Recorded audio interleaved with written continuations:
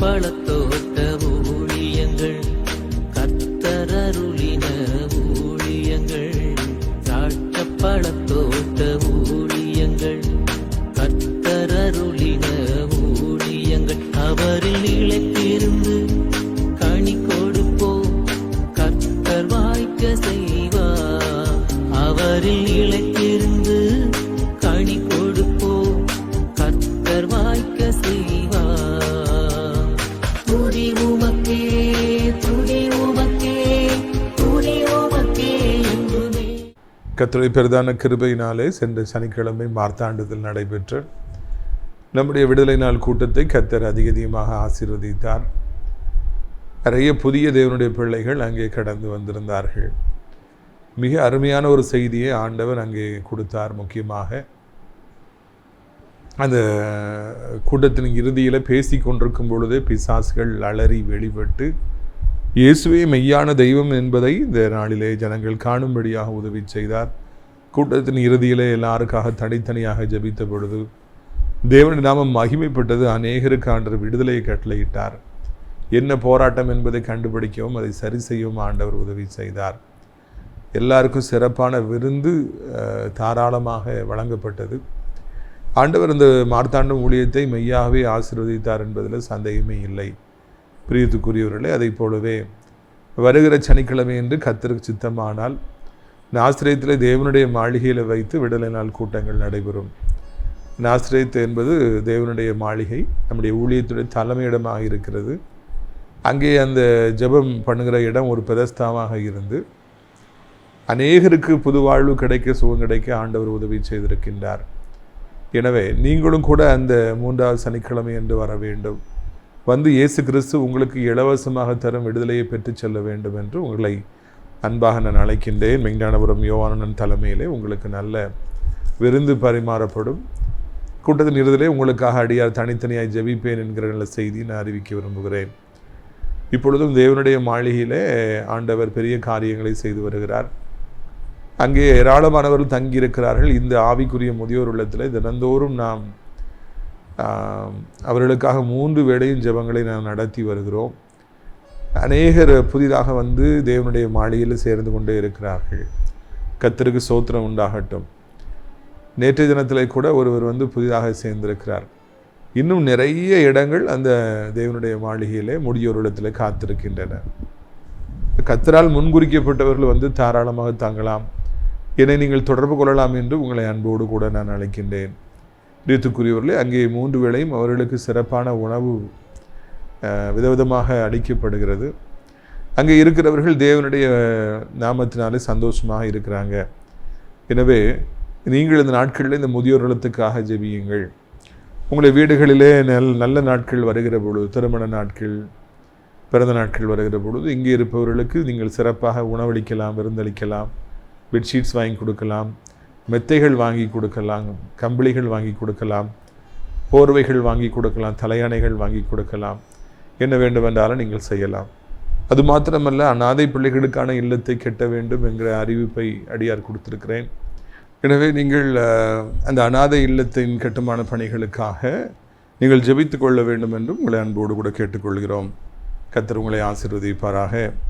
இதனாலே நம்முடைய பிரயோஜனத்திற்காக சங்கீதம் 71 எடுத்து வைத்துக் கொள்ளுங்கள். சங்கீதம் 71:3 முதல். நான் எப்பொழுதும் வந்தடையத்தக்க கண்மலையாயிரும், என்னை இரட்சிப்பதற்கு கட்டளையிட்டீரே, நீரே என் கண்மலையும் என் கோட்டையுமாக இருக்கின்றீர். பார்த்தீங்களா, நான் எப்பொழுதும் வந்தடையத்தக்க கண்மலையாயிருப்பீராக. கண்மலை, கோட்டையெல்லாம் பாதுகாப்பான அரணான இடங்கள். ஆபத்து வருகிற பொழுது, யுத்தங்கள் நடக்கிற பொழுது கண்மலை, கோட்டை போன்றவைகளெல்லாம் எதிரி நாட்டவற்றிலிருந்து நம்மை பாதுகாக்கின்றதாக இருக்கின்றது. இந்த நாட்களில் மிகவும் துரதிருஷ்டவசமாக நம் நாட்டுக்கும் இன்னொரு நாட்டுக்கும் யுத்தம் நடந்து வருவதை நீங்கள் அறிவீர்கள். இப்பொழுது ஜனங்களை பாதுகாக்க வேண்டிய முக்கியமான பொறுப்பு நம்முடைய நாட்டிற்கு இருக்கிறது, இராணுவத்துக்கு இருக்கிறது. இராணுவத்துக்குரிய முழு ஆதரவையும் கொடுக்க வேண்டியது நம்முடைய கடமையாக இருக்கிறது. எதிரிகள் வருகிற பொழுது நாம் ஒளிந்து கொள்ளத்தக்கதாக, நம்மை பாதுகாத்து கொள்ளத்தக்கதாக ஒரு பலமுள்ள ஒரு இடம் வேண்டும். குண்டு போடப்படுகிற பொழுது, ஆபத்து வருகிற பொழுது ஒளிந்து கொள்ளத்தக்கதான பதுங்கு குழிகள் வேண்டும். அங்கே உள்ளே பூமிக்கடியில் அந்த இடங்களெல்லாம் காணப்படும் என்றால் உண்டு போட்டாலும் நமக்கு ஆபத்து இல்லை. அதே போலவே நம்முடைய வாழ்க்கையில் பல ஆபத்துகள் நமக்கு வருகின்ற பொழுது, பலவிதமான பிரச்சனைகளும் போராட்டங்களும் நம்முடைய வாழ்க்கையில் வருகின்ற பொழுது, எதிர்பாராத சம்பவங்கள் நம்முடைய வாழ்க்கையில் நடக்கின்ற பொழுது, வியாதி நம்மை பிடிக்கும்படியாக வருகிற பொழுது, பொல்லாத மனிதர்கள் நமக்கு ஆபத்தை கொண்டு வர வேண்டும் என்று விரும்புகிற பொழுது, ஒளிந்து கொள்வதற்கு ஒரு இடம் வேண்டும், பலமுள்ள ஒரு இடம் வேண்டும், நம்மை பாதுகாப்பதற்கு பலமுள்ள ஒரு நபர் வேண்டும். அவர்தான் நம்முடைய ஆண்டவர் இயேசு. அவர்தான் நாம் சென்றடையத்தக்கதான கண்மலையாக இருக்கின்றார். ஆபத்து காலத்திலே அவர் நமக்கு அடைக்கலமாக இருக்கிறார், அடைக்கல பட்டணமாக இருக்கின்றார். நாம் அவருக்குள்ளே செல்லுகிற பொழுது சத்துரு நம்மை தொட முடியாதபடிக்கு அவன் பின்திரும்பி விடுகின்றவனாக இருக்கின்றான். அதுவரைக்கும் ஆபத்துகள் தொடர்ந்து வரும், வியாதிகள் தொடர்ந்து வரும், பிரச்சனைகள் தொடர்ந்து வரும், பலவிதமான போராட்டங்கள் நம்மை தொடர்ந்து வரும். ஆண்டவருக்குள்ளே கண்மலைக்குள்ளே நாம் பிரவேசிக்கிற பொழுது எல்லா ஆபத்துகளும் அப்படியே பின்திரும்பி போய்விடும். இனி இவனை ஒன்றுமே செய்ய முடியாது, இனி இவனுக்கு தீங்கு விளைவிக்க முடியாது, இவன் குடும்பத்திற்கு தீங்கு விளைவிக்க முடியாது, இவன் பிசினஸை தொட முடியாது, இவன் ஊழியத்தை தொட முடியாது என்று சொல்லி பிசாசுகள் திரும்பி விடுகின்றன. சரி, இது 91 நீங்கள் வாசிப்பீர்கள் என்றால் அது அருமையான ஒரு வசனம் உண்டு. அவருடைய சட்டைகளின் கீழாக நீ அடைக்கலம் போவாய்.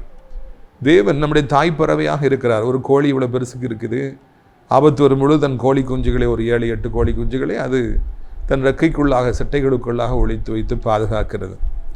ஆண்டவரும் மிகப்பெரிய தாய் பறவையாக இருக்கிறார். மொத்த உலகத்தையும் தன் சட்டைகளுக்குள்ளாக வைத்து பாதுகாக்கின்ற அளவிற்கு ஒரு வல்லமை படைத்தவராக இருக்கின்றார்.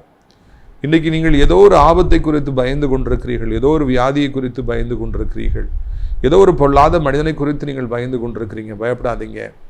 அவர் கண்மலையாக இருக்கிறார். தம்முடைய சட்டைகளுக்குள்ளாக உங்களை ஒழித்து வைக்கின்றவராக இருக்கின்றார்.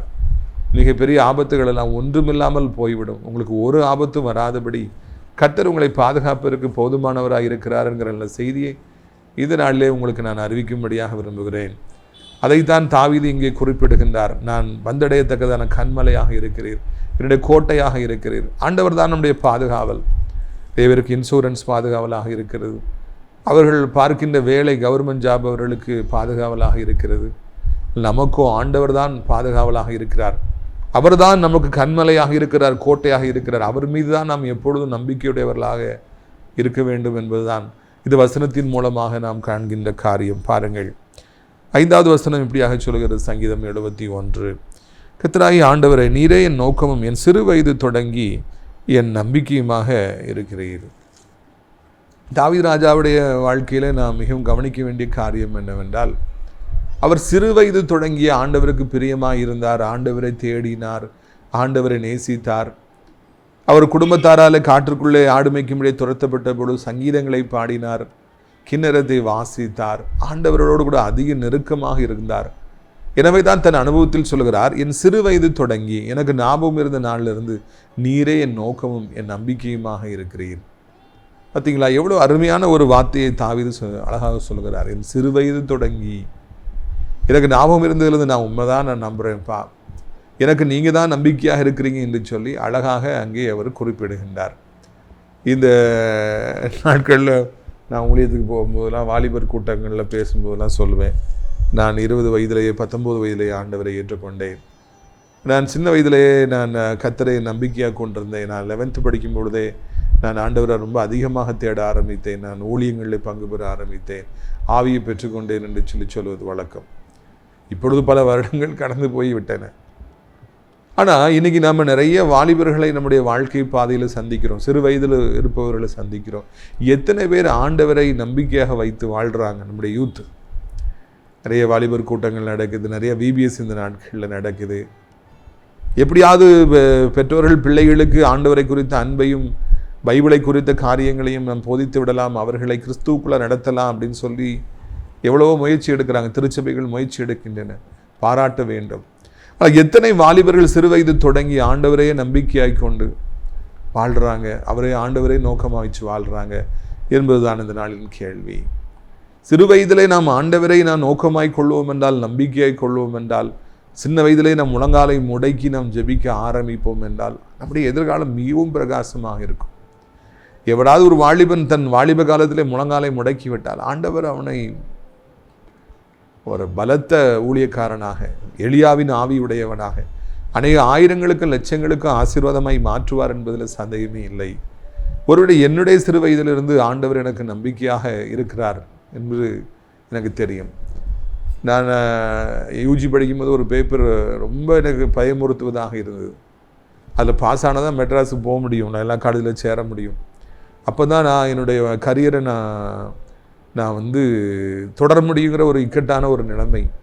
கடைசி எக்ஸாம் அதை எழுதுகிறேன், ஆண்டவரே எனக்கு உதவி செய்யுன்னு சொல்லிட்டு. அதில் ஒரு 35 மார்க்கு 40 மார்க் வந்தாலே போதும், பாஸ் ஆனாலே போதும் நான் நினைக்கிறேன். ஆனால் ரிசல்ட் வந்த பொழுது எனக்கு ஒரே ஆச்சரியம், எனக்கு 72 மார்க்கை ஆண்டவர் அந்த பேப்பரில் கொடுத்தார். அது மாத்திரமல்ல, அது வரைக்கும் 70 மார்க் எடுத்துகிட்டு இருந்தவங்கெல்லாம் அந்த பேப்பரில் வந்து 35-40 போயிட்டாங்க.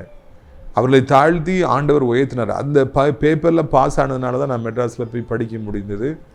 அங்கே நான் படித்த பொழுதுதான் என்னுடைய ஆவிக்குரிய தகப்பனாரை நான் சந்தித்தேன். எப்படி ஆண்டவர் நடத்தல் பார்த்தீங்களா? அவர் அங்கே ஜான்ஸ் காலேஜில் படிச்சுட்டு அங்கே வராரு. நான் ஏற்கனவே முதல்ல போய் ஜாயின் பண்ணிடுறேன். இணைந்து ஜெபித்தோம், கர்த்தருக்குள் என்னை அவர் நடத்தினார்கள். இன்றைக்கி நான் அங்கேயே ஊழியத்தை ஆரம்பித்து அந்த காலேஜிலேயே 100கணக்கான வாலிபர்களை ஆண்டவரின் பக்கமாக கொண்டு வந்து இன்றைக்கு வரைக்கும் கர்த்தருடைய பணியை செய்ய உதவி செய்திருக்கிறார். என் சிறு வயதில் பெரும்பாலான காலங்கள் நான் முழங்காலிலேயே நான் செலவழித்தேன். முழங்காலிலேயே சென்றது என்று சொல்லி என்னால் தைரியமாக சொல்ல முடியும். இரவெல்லாம் நேர் முழங்காலிலேயே நான் நிற்பேன். முழங்கால்கள் கருப்பாக காணப்படும். அதனால தான் ஆண்டவர் இன்றைக்கு வரைக்கும் நான் அசைக்கப்பட முடியாதபடிக்கு இருக்க கர்த்தர் உதவி செய்து வருகிறார். வாலிபர்களை, உங்கள் வாலிப காலத்தில் சிறு வயதில் ஆண்டவரையே நம்பிக்கையாக கொள்ளுங்க. ஆண்டவர் தான் எனக்கு எல்லாம் தர முடியும், ஆண்டவர் தான் என்னை பாதுகாக்க முடியும், ஆண்டவர் தான் எனக்கு வழி உண்டாக்க முடியும். எவ்வளவோ வேலை கிடைக்கிறதுக்கு எவ்வளவோ போட்டிகள் இருக்கலாம், எவ்வளோ கஷ்டங்கள் இருக்கலாம். ஆனால் ஆண்டவர் நீங்கள் நம்பிக்கையாக கொள்ளும் பொழுது உங்களுக்கு வேலையின் காரியம் வரும்பொழுது ஒரு வழியை உண்டாக்குவார். திருமண காரியம் ஒன்று வரும்பொழுது ஆண்டவர் வழியை உண்டாக்குவார். ஏதோ ஒரு பிரச்சனையில் முட்டி நிற்கிறீங்க, வழி இல்லாமல் இருக்குன்னா கர்த்தர் உங்களுக்கு அதன் வழியாக கடந்து போக நிச்சயமாக உதவி செய்வார் என்பதுதான் நீங்கள் நினைவிலை கொள்ள வேண்டிய காரியம் என்பதை உங்களுக்கு நான் நினைவூட்டும்படியாக விரும்புகிறேன். எந்த நிலைமையில் இருந்தாலும் நீங்கள் பயப்படாதிருங்க, கர்த்தரையே நம்பிக்கையாக கொள்ளுங்க. நிறைய பேர் மனுஷனை நம்பிக்கையாக கொள்கிறாங்க, டாக்டர்ஸை நம்பிக்கையாக கொள்கிறாங்க, அரசியல்வாதிகளை நம்பிக்கையாக வச்சுருக்கிறாங்க, பெரிய ஆட்களை எனக்கு பக்கபலமாக இருக்காங்கன்னு சொல்கிறாங்க. நமக்கு கர்த்தரே நம்பிக்கை. இப்போது சின்ன வயசுலேருந்தே நமக்கு அவர் தான் நம்பிக்கையாக இருக்கிறார், இனிமேலும் அவர் தான் இருப்பார் என்பதுதான் இந்த நாளிலே நாம் அறிந்து கொள்ள வேண்டிய ஒரு காரியம். பாருங்கள், 6வது வசனம் இப்படியாக சொல்லுகிறது, நான் கற்பத்தில் உற்பவித்தது முதல் உம்மால் ஆதரிக்கப்பட்டேன், என் தாயின் வயிற்றிலிருந்து என்னை எடுத்தவர் நீரே, உண்மையே நான் எப்பொழுதும் துதிப்பேன். அவர் இப்போ சொல்கிறார், இப்போ அவருக்கு 50 வயசு 60 வயசு சொல்கிறார், என் தாயின் கருவில் நான் உற்பவித்தது முதலே உம்மாலே நான் ஆதரிக்கப்பட்டேன், என் தாயின் வயிற்றிலிருந்து என்னை பத்திரமாக எடுத்தது நீரே. ஏன்னா சாத்தான் தாவீதுன்னு ஒருத்தர் வருவார்னு அறிஞ்சு அந்த கற்பத்தில் இருக்கும் பொழுதே பிரச்சனையை கொண்டு வந்து கற்பத்துக்குள்ளேயே தாவீதை கொண்டு விட வேண்டும் என்று சொல்லி முயற்சி எடுக்கிறான். அந்த நேரத்தில் நீங்கள் தான்ப்பா என்னை ஆதரிச்சிங்க, நான் கலைந்து விடாதபடி பாதுகாத்து கொண்டீங்க, நீங்கள் தான் பத்திரமாக என் தாயின் வயிற்றிலிருந்து என்னை வெளியே கொண்டு வந்தீங்க. எவ்வளவு அருமையானபடிக்கு தாவீது நன்றியோடு கூட அவர் திரும்பி பார்த்து கர்த்தர் தன்னை நடத்தி வந்த அற்புதமான விதத்தை அவர் அங்கே சொல்லுவதை காண்கின்றோம். ரொம்ப ஆச்சரியமாக இருக்கிறது. தாவீது இன்னமும் நன்றியோடு காணப்படுகிறார். எத்தனையோ காலத்திற்கு முன்பதாக தன் தாயின் கருவிலே அவர் இருந்த இந்த நாட்களையும் ஆண்டவர் தன்னை ஆதரித்ததை நன்றியோடு கூட அவர் அங்கே குறிப்பிடுகின்றார், பதிவு செய்கின்றார். நிறைய பேருக்கு they take things for granted, every thing granted. யார் என்ன உதவி செஞ்சாலும் யார் என்ன கொடுத்தாலும் இதெல்லாம் அவங்க கொடுப்பாங்க பொழுது, அவங்க கடமை பொழுது நினச்சிட்டு வாங்கிட்டு கேட்டே இருப்பாங்க. ரொம்ப நன்றி ஐயா, தேங்க்யூ வெரி மச், எனக்கு எவ்வளோ கொடுத்துருக்கீங்களே, எனக்கு தகுதி இல்லையே, என்னை ஆதரிச்சிருக்கீங்களே, எனக்கு இடம் கொடுத்துருக்கீங்களே, எனக்கு உணவு கொடுக்கீங்களே. இந்த மாதிரி நன்றி சொல்வதெல்லாம், உள்ளத்தின் ஆழத்திலிருந்து துதிப்பதெல்லாம் இந்த நாட்களில் மிகவும் குறைந்து விட்டது என்பது மிகவும் வருத்தமான ஒரு விஷயம்.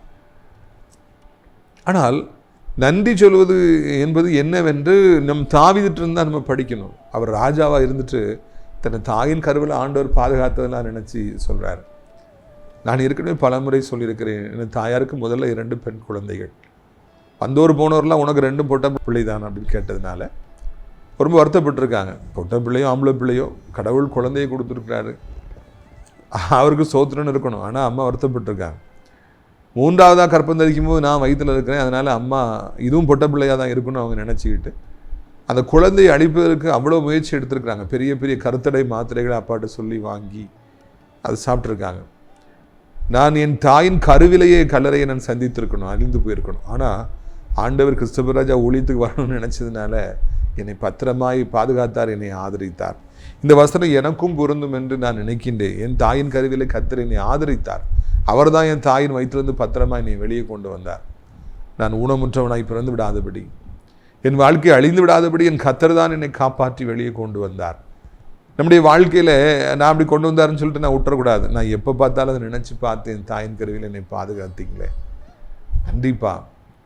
எத்தனையோ வருடங்களுக்கு முன்பாக நடந்த சம்பவமாக இருக்கலாம். ஆனால் நாம் அதை மறந்து விடக்கூடாது. நாம் ஆண்டவருக்கு நன்றி செலுத்த வேண்டும், ஆண்டவருக்கு ஸ்தோத்திரம் செலுத்த வேண்டும். சமீபத்தில் என்னுடைய ஆவிக்குரிய பிள்ளைகளில் ஒருத்தருக்கு 6 மாதத்துலேயே குழந்தை பிறந்துருச்சு, குறப்பிரசவம். எலி குஞ்சு மாதிரி சின்னதாக பையன் இருந்தான். அவனுக்கு 1000 சர்ஜரி பண்ணாங்க பிறந்ததுலேருந்து. அது சரியில்லை, இது சரியில்லைன்னு சொல்லிட்டு. ரொம்ப பாவமாக இருக்கும். அவன் பிறந்த நாள்லேருந்து அவனுக்கு சர்ஜரி தான். இப்போ 1.5 வயசு 2 வயசு ஆயிடுச்சு. ஐயோ, அவ்வளோ ஆக்டிவாக, அவ்வளோ அழகாக இருக்கான், அவ்வளோ வளர்ந்துட்டான். 6 மாதம் குழந்தை. பார்த்தா எலி குஞ்சு மாதிரி இருந்த பிள்ளை. இன்குபேட்டர்லேயே அவனை ரொம்ப நாள் வச்சுருந்தாங்க. அப்படிப்பட்ட பிள்ளை இன்றைக்கு அவ்வளவு ஆக்டிவாக இருக்கின்றான். அவனை அடக்கவே முடியல, ஓடிக்கிட்டே இருக்கிறான். பிரித்துக்குற இதுதான் கர்த்தருடைய காரியம் என்று நான் நினைக்கின்றேன்.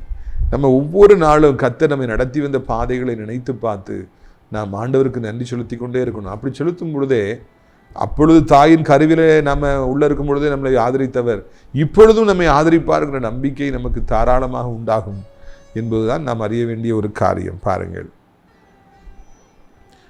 சங்கீதம் 71:7. அநேகருக்கு நான் ஒரு புதுமை போலானே, நீரோ எனக்கு பலத்த அடைக்கலமாக இருக்கிறீர். என் வாய் உமது துதியினாலும் நாள்தோறும் மகத்துவத்தினாலும் நிறைந்திருப்பதாக. முதிர் வயதிலும் என்னை தள்ளிவிடாமலும் என் பலன் ஒடுங்கும் பொழுதும் என்னை கைவிடாமலும் இரும். அநேகருக்கு நான் புதுமை போலானேன் என்று சொல்லி இது இங்கே குறிப்பிடுகின்றார். இவர் இப்படி ஆண்டவரை துதிச்சிட்டு இருக்காரு, ஆண்டவருக்கு பிள்ளையா இருக்கிறார். ஆனால் அநேகருக்கு அவரை பார்த்தாலே என்ன மனுஷன் இது அப்படின்னு சொல்லிட்டு ஒரு மாதிரி அவரை வித்தியாசமாக பார்த்தாங்களாம். அவரை ஏற்றுக்கொள்ளல, மக்கள் ஏற்றுக்கொள்ளல. அவரை ஒரு மாதிரி வித்தியாசமாக பார்க்குறாங்க, விபரீதமாக பார்க்குறாங்க. அதனால தான் இயேசு கிறிஸ்து சொன்னார், என்னிடத்தில் இடரலடையாமல் இருக்கிறவன் பாக்கியவான். மரித்தவர்களை எழுப்பினார், குருடருடைய கண்களை திறந்தார், செவிடர்களை கேட்க செய்தார், முடவர்களை நடக்க செய்தார், அதிசயங்களை அற்புதங்களை செஞ்சாங்க. அப்போ நிறைய பேர் இவன் பெயல்செபூலால் பேயை துரத்துறான், இவன் சரியில்லை அப்படிலாம் சொன்னாங்க. அப்போ தான் ஆண்டவர் சொல்கிறாரு, என்னிடத்தில் இடரல் அடையாமல் இருக்கிறவன் பாக்கியமா அப்படின்னு சொல்லி ஆண்டவர் சொன்னார். தாவீதை கண்டு நிறைய பேர் இடரல் அடைந்தாங்க. அவர் கர்த்தருடைய தாசனாக இருந்தார், உண்மையுடையவராக இருந்தார், ஆண்டவரை துதிக்கின்றவராக இருந்தார், கர்த்தருடைய பிள்ளையாக இருந்தார். ஆனால் நிறைய பேருக்கு பார்த்து இடரல் ஆனாங்க, புதுமை போலானாங்க. இவன் என்ன மனுஷன் அப்படின்னு சொல்லி கேவலமாக பார்த்தாங்க. அது அவருடைய மனதை உடைத்தது என்று சொல்லி காண்கிறோம். நாம் ஜெபிப்பதும், நாம் ஆண்டவரை தேடுவதும், நாம் ஆண்டவருக்கு பிரியமாய் வாழ்வதும் அநேகருக்கு புதுமையாக இருக்கும். ஆண்டவருடைய பிள்ளைகள் ரொம்ப நாளாக காத்திருக்கிறாங்க. ஏசப்பட்ட சீசர்கள் எருசலேமில் காத்திருக்கிறாங்க ஆவியை பெற்றுக்கொள்ளும்படியாக. பெந்தெகோஸ்தே நாள் வருது, ஆவியை பெற்றுக்கொள்கிறாங்க, எல்லாம் பாஷையில் பேசுகிறாங்க. அப்போது நிறைய பேர் என்ன இது நம்முடைய லாங்குவேஜில் பேசுகிறாங்கன்னு சொல்கிறாங்க. இன்னும் நிறைய பேர் அவங்க மதுபானம் பண்ணியிருப்பாங்க, அதனால் அவங்க அந்நிய பாஷையில் பேசுகிறாங்கன்னு சொல்லி சொல்கிறாங்க. எப்படிலாம் மனுஷனுடைய மனம் கேடுகட்டதை சிந்திக்குது பார்த்தீங்களா, மதுபானம் பண்ணியிருப்பாங்களோ அப்படின்னு சொல்லிட்டு. தாவீதை பார்த்தும் ஜனங்கள் அப்படியாக வித்தியாசமாக கமெண்ட் பண்ணாங்க. ஆண்டரை பார்த்து பேய்களின் தலைவருடைய பெயர்செபூலுடைய நாமத்தில் விரட்டுறான்னு சொல்லிட்டு பரிசுத்த ஆவியானவரை பெற்றிருந்த இயேசு கிறிஸ்துவை குறித்து அவர்கள் கேவலமாக பேசினாங்க. நீங்கள் கர்த்தருடைய பிள்ளையாக இருப்பீங்கன்னா உங்களை நிறைய பேர் இப்படி தான் நினைப்பாங்க. நீங்கள் ஜெபிக்கிறத பார்த்து, நீங்கள் ஆண்டவரை தேடுறதை பார்த்து, உங்களை பார்த்தாலே அவங்களுக்கு புதுமையாக பார்க்குற மாதிரி இருக்கும், புதுமையான அதிசயத்தை பார்க்குற மாதிரி இருக்கும். என்னடா இவன்னு சொல்லுவாங்க, சிரிப்பாங்க, கிண்டல் அடிப்பாங்க. இதெல்லாம் கண்டிப்பாக நடக்க வேண்டிய காரியங்கள் என்பதை நீங்கள் மறந்துவிடவே கூடாது. இந்த உலகம் உங்களை அப்படித்தான் பார்க்கும், அப்படித்தான் பேசும். இந்த உலகத்துக்கு நான் ஒரு புதுமையை போல இருந்தேன் என்று தாவீது சொல்கிறேன். அவ்வளவு பெரிய தேவனுடைய தாசன், என் இதயத்திற்கு ஏற்றவன் என்று சொல்லி ஆண்டவராலே செல்லமாய் அழைக்கப்பட்ட அந்த தாவீதை பார்த்து இந்த உலகம் ஒரு புதுமையாக எண்ணிட்டான். ஆனால் அவர் சொல்கிறாரு, நீரோ எனக்கு பலத்த அடைக்கலமாக இருக்கிறார். அப்பவும் ஆண்டவர்கிட்டே போய் அவர் ஆறுதலை பெற்றுக்கொண்டார் என்று சொல்லி நாம் அறிய வருகிறோம்.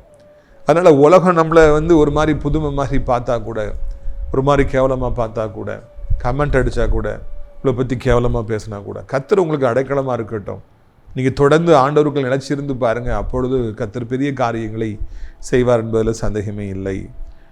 பாருங்கள் 9வது வசனம், முதிர்ந்த வயதிலும் என்னை தள்ளி விடாமலும் என் பலன் ஒடுங்கும் பொழுது என்னை கைவிடாமலும் இரும். பாருங்க, இப்போ தாவீதுக்கு முதிர் வயது வந்துடுது. அப்போ அவர் சொல்றாரு, என்னை கைவிடாதீங்க, என்னை தள்ளி விடாதீங்கப்பா. வாலிப வயதில் அவர் கோலியாத்தை வீழ்த்தினார். வாலிப வயதில் தாவீது பெலிஸ்தர்களை வெட்டி வீழ்த்தினார். மாபெரும் வெற்றி வீரனாக இருந்தார். அவரை யாராலும் அசைக்க முடியவில்லை. இஸ்ரவேல் சமஸ்தான மொத்த இஸ்ரவேலுக்கு ராஜாவாக இருந்தார். இப்பொழுது முதிர் வயது வந்து விட்டது, நரை வயது வந்து விட்டது, பலன் குறைந்து விட்டது. அவர் சொல்றாரு, என்னை தள்ளி விடாமல். ரொம்ப பிடிச்ச வசனம், என்னை தள்ளி விடாமல், என் பலன் ஒடுங்கும் பொழுது என்னை கைவிடாமல் இரு. அவருக்கு வயதாக வயதாக பலன் குறையுது. முதிர் வயதில் நரைமயிராக வருகிறது. அவருக்கு ஆச்சரியமாக இருக்கிறது, நம்ம எவ்வளோ ஸ்ட்ராங்காக இருந்தோம், இப்போ இவ்வளோ வீக் ஆகிட்டோம். அப்படி இருந்தாலும் என்னை தள்ளி விடாதீங்கப்பா. அழகாக அவர் ஜெபிக்கின்றார். அழகாக அவர் ஆண்டவரத்தில் சொல்றார், எனக்கு முதிர் வயதாயிடுச்சு, நிறைய வயதாயிடுச்சு, என்னை தள்ளி விடாமலும் என்னை கைவிடாமலும் இருங்கப்பா. இன்னைக்கு பெரியவங்க எல்லாருக்கும் இந்த ஜெபம் அவசியமாக தேவை என்று சொல்லி நான் நினைக்கின்றேன். எவ்வளோ பெரியவங்க நம்முடைய தொலைக்காட்சி செய்திகளை தினந்தோறும் பார்க்குறாங்க. எத்தனை ரிட்டையர்ட் ஆனவங்க நம்முடைய நிகழ்ச்சிகளை பார்க்குறாங்க. எல்லோரும் ஜெபிக்க வேண்டிய ஒரு ஜெபம், எனக்கு முதிர் வயதிலும் என் பலன் ஒடுங்குகின்ற பொழுதும் நீர் என்னை தள்ளி விடாமலும் என்னை புறக்கணியாமலும் இருங்கப்பா. என்னை தள்ளி விட்டுறாதீங்க, என்னை வேண்டான்னு சொல்லிடாதீங்க, என்னை நீங்கள் ஏற்றுக்கொள்ளுங்க, என் கூட இருங்க. வாலிப வயசில் என் கூட இருந்தீங்க இல்லையா? என்னை எத்தனையோ பேருக்கு நீங்கள் ஆசீர்வாதமாக பயன்படுத்தினீங்க இல்லையா? நான் வாலிப வயதில் இருக்கும் பொழுது உண்மை தேடினேன் அல்லவா, நான் ஜெபித்தேன் அல்லவா, இப்பொழுது எனக்கு பலன் குறைந்து விட்டது, நான் முதிர் வயதாகிட்டேன், ரொம்ப தள்ளாடுறேன், எனக்கு கைவிட்டுறாதீங்கப்பா என்று சொல்லி அவர் ஜெபிக்கின்றார். ஆண்டவர்கிட்ட தாவீது எல்லாத்தையும் ஷேர் பண்றார். அதுதான் அவருடைய வெற்றி காரணம். முதிர் வயது ஆனாலே வேண்டாம் என்று பிள்ளைகள் தள்ளுகிறார்கள். வேலை செய்ய முடியாதவங்களால தள்ளுறாங்க. பேசாமல் நீங்கள் முதியோர் இல்லத்துக்கு போயிருங்கன்னு சொல்லி அனுப்பி விடுறாங்க. பிள்ளைகள் இல்லாதவர்கள் எல்லாம் வயதான காலத்தில் பாவம் பரிதாபமாக இருக்கிறாங்க. பிள்ளைகள் வெளிநாட்டில் இருந்தாலும் அவங்கள ஆதரிக்கிறதுக்கு யாரும் இல்லை. அவங்களாம் கண்டிப்பாக ஜெபிக்க வேண்டிய ஜெபம், என் முதிர் வயதில் நிறை வயதிலும் என் பலன் ஒடுங்குகின்ற பொழுதும் ஆண்டவரே நீர் என்னை தள்ளி விடாமல் இருப்பீராங்க, என்னை ஏற்றுக்கொள்ளுங்க, என்னை ஆசீர்வதிங்க. ஆண்டவர் நம்ம முதிர் வயதில் நம்மளை ஆசீர்வதிச்சாருன்னா நம்ம எதுக்கும் பயப்படுங்கிற அவசியமே இல்லைங்க. முதிர் வயதில் அவர் நமக்கு கண்மலையாய் கோட்டையாக இருப்பார்னா நம்ம எதுக்கும் கலங்கணுங்கிற அவசியம் இல்லை. வியாதிப்பட்டு இன்னைக்கு வாலிப வயசுலேயே முதிர் வயது வந்தது போல் நீங்கள் பலன் ஒடுங்கி போய் படுத்து கிடக்கலாம், இந்த செய்தியை கேட்டுக்கொண்டிருக்கலாம். ஆண்டவர் உங்களோடு பேசுகின்றவராக இருக்கின்றார். இந்த வசனத்தை நீங்கள் பிடித்து கொள்ள வேண்டும் என்று உங்களை அன்போடு கூட நான் அழைக்கின்றேன். ஆண்டவர் நிச்சயமாக உங்களுக்கு பலன் கொடுப்பார். நான் என்னுடைய வாழ்க்கையில் வாலிப காலங்களெல்லாம் முழங்காலில் நின்றேன் என்று உங்களுக்கு நான் சொன்னேன். கண்ணை மூடி முழிப்பதற்குள்ளாக எத்தனையோ வருடங்கள் போய்விட்டது. எனக்கு இத்தனை வயது ஆகிட்டதாண்டா எனக்கு நம்ப முடியல. ஆனாலும் கர்த்தருடைய ஊழியத்தை செய்கிறபடினாலே கர்த்தர் இளமையாகவே என்னை வைத்திருக்கிறார். இன்னும் எத்தனை வருடங்கள் ஆனாலும் மோசைக்கு கர்த்தர் கொடுத்த கிருபைகளை எனக்கு தர வேண்டும் என்று நான் நாள்தோறும் மன்றாடுகிறேன். 120 வயதில் மோசே வாலிபமாக இருந்தார். கண்ணு டிம்மாகலை, கண்ணாடி போடலை, தள்ளாடலை. அதே மாதிரி அவருடைய பலம் கொஞ்சம் கூட குறையலை. 120 வயதிலும் அதே பலத்தோடு கூட அவர் இருந்தார். நடந்து போனார், எல்லா வேலையும் செய்தார். இது மிகவும் ஆசீர்வாதமான ஒரு காரியம். வயசானாலே தள்ளாட்டம் வரணும், வயசானாலே எல்லாம் பயிரணும் அப்படிங்கிற அவசியம் இல்லை. மோசைக்கு ஆண்டவர் 120 வயது வரைக்கும் அவ்வளோ நல்ல பலத்தை கொடுத்து அவரை மிக சிறப்பாக பராமரித்தார் என்று சொல்லி நாம் அறிய வருகிறோம். பிரியத்துக்குரியவர்களே, இதை நீங்கள் மனதில் வைத்துக் கொள்ளுங்கள் என்று உங்களை அன்போடு கூட அழைக்கின்றேன். நிறைய வசனங்கள் இருக்கிறது. அவர் எவ்வளவோ சொல்கிறார். அதுக்கெல்லாம் அந்த 71ஆம் சங்கீதத்தை நீங்கள் டைம் கிடச்சா நீங்கள் வாசிங்க. அது நிச்சயமாக உங்களுக்கு ஆசீர்வாதமாக இருக்கும். சின்ன வயதில் தொடங்கி தாயின் கருவில் இருந்த நாட்கள்லேருந்து வெளியே வந்ததிலிருந்து, சின்ன வயதில் நம்பிக்கையாக இருந்ததிலிருந்து, ஆடு மேய்ச்சலிருந்து, தாவீது கோலியாத்தை கொண்ட நாளிலிருந்து, ராஜாவாக மாறினதுலேருந்து, வயசான காலத்தில் ஆன காலம் வரைக்கும் அப்படி ஹோல் ஹிஸ்ட்ரி அழகாக தாவீது எழுதுகிறார். எங்கேருந்து ஆரம்பித்து எங்கே போய் முடிக்கிறார் பார்த்தீங்களா? நம்முடைய வாழ்க்கையிலும் எல்லா நாட்களிலும் கர்த்தரே நமக்கு துணையாக இருப்பாராக. அவரே நம்ம எல்லா தீங்கிற்கும் நம்மை விளக்குவாராக, நம்மை ஆசீர்வதிப்பாராக. வயசாயிடுச்சுன்னு பயப்படாதீங்க, முதிர் வயது வந்துருச்சுன்னு பயப்படாதீங்க, பலன் குன்றி போயிடுச்சுன்னு பயப்படாதீங்க. கர்த்தர் உங்களை தள்ளிவிட மாட்டார். அவர் தள்ளிவிடாத வரைக்கும் சாத்தானால் ஒன்றுமே செய்ய முடியாது. சாத்தான் பயம் காட்டுவான், அவன் பொய்யனும் பொய்க்கு புதாவமாக இருக்கிறான், அப்படி பண்ணிடுவேன் இப்படி பண்ணிடுவேன் சொல்லி நீங்கள் பொய்யை பண்ணி ஏமாந்துடாதீங்க. பூரண அன்பு பயத்தை புறம்பே தள்ளும். ஆண்டவர் இயேசு மீது வைத்திருக்கிற பூரண அன்பு எந்த ஒரு பேய்க்கும், எந்த ஒரு பிசாசிற்கும், எந்த ஒரு வியாதிக்கும், எந்த ஒரு பொல்லாத மனுஷனுக்கும் நீங்கள் பயப்படாதபடி இருக்க உங்களுக்கு உதவி செய்யும். உங்களுடைய ஆசீர்வாதங்களுக்காக நான் ஜெபிக்கும்படியாய் விரும்புகிறேன். கண்களை மூடுவீர்களா? அப்பா பிதாவே, வானத்துக்கும் பூமிக்கும் ஆண்டவரே, இந்த நாளுக்காக நன்றி அப்பா. தாவீது தாயின் கருவில உருவானது முதல் உம்மாலே ஆதரிக்கப்பட்டதை அவர் நினைவு கூறுகிறார். கருவிலிருந்து என்னை ஆண்டதான் பத்திரமா வெளியெடுத்தாருங்கிறதையும் அவர் நினைவு கூறுகின்றார். ஆண்டவரை வாலிப காலங்களிலும் நமக்கு அவர் செல்ல பிள்ளையாக இருந்ததை அவர் நினைவு கூறுகிறார். வயதான காலத்தில் கூட என்னை தள்ளிவிடாதீங்கப்பா என்று சொல்லி அவர் ஜெபிக்கின்றார். ஹோல் லைஃப்லையும் அவருக்கு நீங்கள் தான் நம்பிக்கையாக இருந்தீங்க ராஜா.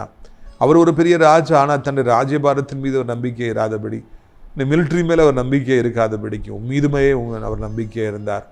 எங்களுக்கும் அப்படிப்பட்ட ஒரு அனுபவத்தை தார். வியாதி வந்துருச்சுன்னு பயப்பட்டோம்னா, பொல்லாத மனுஷன் எத்தாப்பில் வந்துட்டாங்களேன்னு பயந்துட்டோம்னா, நாங்கள் உண்மை இன்னும் சரியாக புரிந்து கொள்ளவில்லை என்று அர்த்தம். ஐயா, எவ்வளோ பெரிய வியாதியாக இருந்தால் என்ன ஆண்டவர், நீங்கள் அதெல்லாம் ஜெயித்துட்டீங்கப்பா. நீங்கள் அதை விட மேலானவர் என்கிற ஒரு சிம்பிள் ட்ரூத்தை அநேக நேரங்களில் நாங்கள் மறந்து போகிறோம் ஐயா.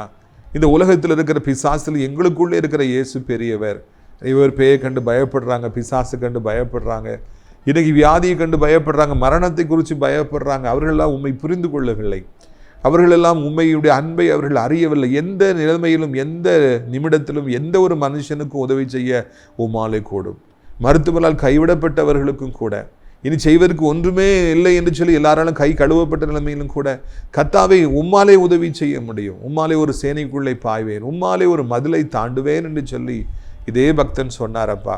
உம்மாலே நாங்கள் வியாதிகளை தாண்டுவோம், பிசாசை தாண்டுவோம். உம்மாலே ஆண்டவரை நாங்கள் பெரிய காரியங்களை, பலத்த காரியங்களை செய்வோம் ஐயா. 2025 தேவனுடைய பிள்ளைகளை அலைக்கழிக்கும்படியாக, பயமுறுத்தும்படியாக, தேவனுடைய பிள்ளைகளுக்கு விரோதமாக யுத்தம் செய்யும்படி எழும்பியிருக்கிற எல்லா வான மண்டலத்து பொல்லாத சேனைகளையும், பாதாளத்து ஆவிகளையும், பிரபஞ்சத்து அந்தகாரத்து லோகாதிபதிகளையும் கர்த்தர் இப்பொழுதே மடங்கடிப்பீராக. நீரே எங்களை கண்மலை, ஆபத்து நேரத்தில் எங்களை ஒழித்து வைக்கிற கண்மலை, ஆண்டவர் எங்கள் வந்து தஞ்சம் அடைகிற கண்மலை, எங்களுக்கு சுற்றி இருக்கிற எங்களுடைய தேவனப்பா. எங்கள் மீது செட்டைகளை விரிக்கிறவர், எங்கள் குடும்பத்தின் மீது செட்டைகளை விரிக்கிறவர், கையின் பிரயாசங்கள், வருமானங்களுடைய ஊழியங்கள் மீது செட்டைகளை விரித்து பாதுகாப்பவர். உண்மை மீறி எங்களுடைய வாழ்க்கையில் எதுவும் நடக்காது, உங்களுடைய அனுமதியின்றி ஒரு முடை கூட எங்கள் தலையிலிருந்து விழாது என்று சொல்லியிருக்கிறீங்க. நன்றி அப்பா. நீங்க இருக்கும்போது நாங்கள் ஏன் பயப்பட வேண்டும்? ரீபாலா காபானா. அப்படி பயப்படுறோம் அப்படின்னா உங்களுடைய அன்பை நாங்கள் புரிந்து கொள்ளவில்லை. பூரண அன்பு பயத்தை புறம்பே தள்ளும். இயேசுவின் பூரண அன்பை புரிந்து கொண்டு எங்களுக்குள்ளே பூரண அன்பு இருக்குன்னா எதுக்கும் பயப்பட மாட்டோம் ராஜா. தகப்பனே உமக்கு நன்றி, நன்றி. பிள்ளைகள் பயந்துட்டு இருக்காங்க, பல காரியங்களை குறித்து இன்னைக்கு பல்வாறு பயந்துட்டு இருக்க. சாத்தான் பயமுறுத்துகிறவனாக இருக்கிறான், அவன் பூச்சாண்டியாக இருக்கிறான் ஐயா. பயங்கள் எல்லாம் நீக்குங்க. இரவு நல்ல நிம்மதியான உறக்கத்தை தாருங்க, சாப்பிட விருப்பத்தை தாருங்க, சாப்பிட விருப்பத்தை தாருங்க, வாழணுங்கிற விருப்பத்தை தாருங்க. சாகணுங்கிற எண்ணங்கள் அது சாத்தானாலே, பிசாசினாலே உண்டாகிறது. அவைகளை கடிந்து கொள்ளுகிறோம் இயேசுவின் நாமத்தினாலே. அந்த குடும்பத்துக்குள்ள தேவனுடைய ஆசீர்வாதங்கள் வருவதாக, சாபத்தி நாட்கள் முடிவதாக, வியாதி நாட்கள் முடிவதாக, இல்லாமை இயலாமை எங்களை விட்டு கடந்து போகட்டும். பணமே இல்லையே, வருமானமே இல்லை, எல்லா பக்கம் வாசல் அடைக்கப்பட்டிருக்குது, சாத்தான் முற்றுகை போட்டிருக்கிறானேன்னு சொல்லி இன்னைக்கு நிறைய பேர் பயந்துட்டு இருக்கிறாங்க. அவர்கள் ஒவ்வொருவரையும் கர்த்தர் பலப்படுத்த வேண்டும் என்று சொல்லி கெஞ்சுகிறோம். இயேசுவின் நாமத்தில் வருமானத்துக்கான வாசல் திறக்கட்டும், நீரூற்றுகள் புறப்பட்டு வரட்டும், முன்மாறி பின்மாறி பொய்யட்டும். ஒரே நாளில் எங்கள் வாழ்க்கையை தலையிலாய் புரட்டி போட வல்லமை படைத்தவரே, ஒரே இரவிலே ஆண்டவரை பெரிய காரியங்களை செய்ய வல்லமை படைத்தவரே, இன்றைக்கும் அப்படியே செய்து உடைய பிள்ளைகளை ஆசீர்வதிக்க வேண்டும் என்று கெஞ்சுகிறோம். ஆண்டவரை கையில் கட்டி, காலில் கட்டி, பொண்ணு வியாதி, பலகீனம், இந்த வியாதி, அந்த வியாதி, அப்படி ஆயிருமோ இப்படி எல்லாம் மறையட்டும். அன்று வாமிட்டு வராதபடி பாதுகாப்பீராக. இரவு நல்ல நித்திரையை தருவீர், பசியை தருவீராக, உற்சாகத்தின் ஆவியை தருவீராக, இழந்து போன பழைய பலனை கொடுப்பீராக, வேலைக்கு சில சம்பாதிக்க உதவி செய்வீராக. இந்த பூமியில நீண்ட காலம் உம்முடைய ஊழியத்தை செய்ய உமக்கு உண்மையுள்ள உயிருள்ள சாட்சியை நிற்க உதவி செய்வீராக. அப்பா சோத்திரம் ஐயா, தன் பிள்ளைக்காக, தன் பெற்றோருக்காக, உடன் பிறந்தவர்களுக்காக, கணவனுக்காக, மனைவிக்காக, பிள்ளைகளுக்காக கண்ணீரோடு ஜெபிக்கிறவர்களுக்காக ஜெபிக்கிறோம். உன் விண்ணப்பத்தை நான் கேட்டேன், உன் கண்ணீரை கண்டேன், நான் உன்னை குணமாக்குவேன் சொன்ன வார்த்தை இருக்கிறது, அதற்காக நன்றி இறைவா. அப்படி இருக்கும்போது நாங்கள் ஏன் பயப்பட வேண்டும்? நீங்கள் இருக்கும்போது நாங்கள் ஏன் கலங்க வேண்டும்? இந்த நாளிலும் கூட வயதானவர்களை விழுந்து விடாதபடி, எலும்புகள் முறிந்து விடாதபடி காத்துக்கொள்ளுங்க. எந்த குடும்பத்திலும் மரணங்கள் வந்து விடாதபடி பாதுகாத்துக் கொள்ளுங்க. முக்கியமாக ஊழியம் செய்கிற பிள்ளைகளை, உம்முடைய பிள்ளைகளையும் பாதுகாத்தவர்களை அளவில்லாமல் ஆசீர்வதி. உன் பக்கத்தில் 1000 பேர், உன் வலது பக்கத்தில் 10000 பேர் விழுந்தால் அது உன்னை அணுகாது. உன் கண்களால் மாத்திரம் பார்த்து துன்மார்க்கருக்கு வரும் பலனை காண்பாய் போன்ற வாக்குத்தங்களுக்காக நன்றி. வாலிப்பிள்ளைகள் ரட்சியும் தகப்பன். இந்த விடுமுறை காலங்களை ஆசீர்வதித்து தாரும். கோடை வெயிலை தாங்க முடியவில்லை, சுட்டரிக்கிறது ராஜா. அந்த சூரியனை கடிந்து கொள்வோம் நாமத்தில். கூலாக கிளைமேட் மாறட்டும், மழை பெய்யட்டும். அன்று வருங்காலங்கள் இன்பமாகட்டும், யுத்தங்கள் ஓயட்டும், அமைதி சமாதானத்தையும் தாரும். எல்லா நாட்டையும் ஆசீர்வதி, இந்திய நாட்டை பாதுகாத்துக் கொள்ளும் ஆண்டவரை. அனைத்து பிள்ளைகளையும் ஆசீர்வதியும், முக்கியமாக அனைத்து தேவனுடைய பிள்ளைகளையும் ஊழியக்காரர்களையும் ஆசீர்வதியும். ஆசிரியர் ராஜ்யப்பழத்தோட்ட ஊழியர்களை நேசிக்கிற, நாள்தோறும் நம்முடைய நிகழ்ச்சிகளை பார்க்கிற பிள்ளைகள் ஒவ்வொருவரும் நலமாக இருப்பார்களாக. ஊழியத்தை தாங்குகிற, ஜெபத்தினாலே தாங்குகிற, காணிக்கிற தாங்குகிற பிள்ளைகள் அதிகமாக ஆசீர்வதியும். அடைக்கலான் குறுகிய முதலிடத்தில் தங்க அநேக இடங்கள் உண்டு. அநேக மக்களை அழைத்து கொண்டு வாரும். இது முன்குறித்தவர்களை அழைத்து கொண்டு வாரும் கத்தாவே. அப்படியே ராஜாவே சோத்திரையா ஆண்டவரே, அனாதை பிள்ளைகளுக்கான இல்லத்தையும் கெட்ட உதவி செய்யுங்க. மகிமைப்படுங்க. இரட்சகர் இயேசுவின் மூலம் ஜெபிக்கிறோம் நல்ல பிதாவே, ஆமென். என் ஆத்துமாவை கர்த்தரை சோத்திரி, என் முழு உள்ளமையுடைய பரிசுத்த நாமத்தை சோத்திரி. என் ஆத்துமாவே கர்த்தரை சோத்திரி, இவர் செய்த சகல உபகாரங்களையும் ஒருபொழுதும் மறவாதே, ஆமென். நம்முடைய கர்த்தராகிய இயேசு கிறிஸ்துவின் கிருபையும் பிதாவாகிய தேவனுடைய அன்பும் பரிசுத்தாடி அந்நியோன்யம் ஐக்கியமில்லாத பிரசன்னமும் உங்கள் அனைவரோடு இன்றைக்கு சதா காலங்களிலும் நிலைத்திருப்பதாக. அல்லேலூயா, அல்லேலூயா. God bless you. Amen.